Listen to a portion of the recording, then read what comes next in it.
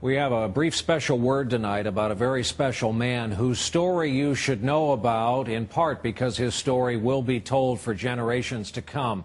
Robert Howard might have been the toughest American alive while he was among us. Bob was the only man ever to be nominated for the Medal of Honor 3 times for 3 separate acts of staggering heroism in combat. But you can only receive 1 Medal of Honor per lifetime, and so that's what he got in 1971 from President Nixon. That's not all he got, though. He received 8 Purple Hearts, 8 of them. There were Silver Stars, 4 Bronze Stars, 2 Distinguished Service Crosses. It's believed Bob Howard was the most heavily decorated American veteran of the modern era, period.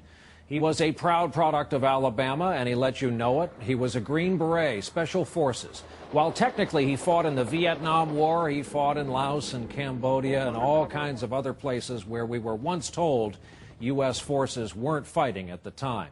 In one 54-month period, he was wounded 14 times.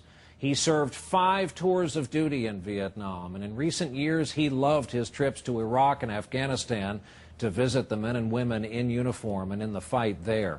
Bob had 2 master's degrees, but for the most part he was a soldier with only 1 employer.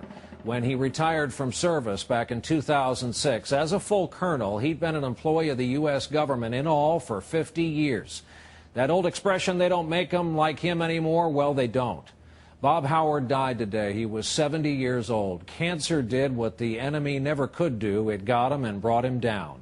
He leaves behind 3 children, several grandchildren, a lot of us who were proud to be his friend. In addition, Bob Howard leaves behind a grateful nation.